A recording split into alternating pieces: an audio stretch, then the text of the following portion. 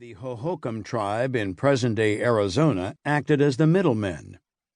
Historians Emery Dean Keoki and K. Marie Porterfield wrote that by between 500 and 200 BCE, North American Indians had established a vital network of trade. The Native Americans were so entrepreneurial that they even put on their own trade fairs. The land that is present-day Wyoming, for example, was home to the Shoshone, a tribe that staged a regular regional trade fair called the Shoshone Rendezvous. This was a big sales and trading event located in the river valleys of southwestern Wyoming, west of the South Pass, and it served as a commercial link between the tribes of Upper Missouri and those of the Rocky Mountains and Pacific Coast. "We think that the Shoshone were among the great Indian traders in the interior West," said Dudley Gardner, professor emeritus of history and political science at Western Wyoming Community College.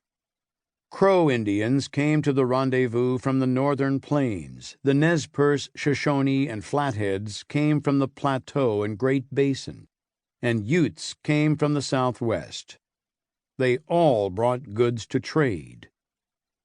The Shoshone were especially famous for their hunting products, according to Maine-born trapper Osborne Russell, who worked in the Rocky Mountains fur trade in the 1830s, particularly the manufacture of very powerful bows from the horn of a mountain sheep, which were beautifully wrought from sheep, buffalo, and elk horns, secured with deer and elk sinews, and ornamented with porcupine quills and generally about 3 feet long.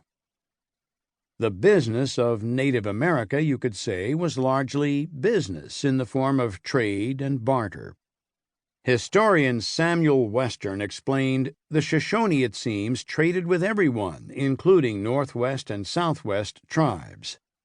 Other Rocky Mountain and Central Plains tribes also took goods to the Missouri River Valley to trade for corn, pumpkin, squash, and native-grown tobacco.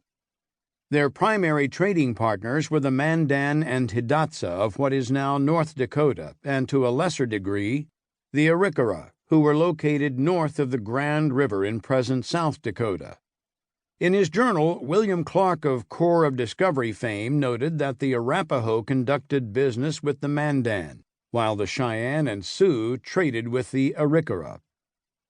In the 1400s and 1500s, when Europeans started showing up on the eastern Atlantic horizon in fishing boats and bigger ships, few, if any of them, knew that the Norsemen had tried and failed before them, due to their small numbers and inability to establish friendly relations and trade links with the local native peoples, to settle in what is now Newfoundland around the year 1000.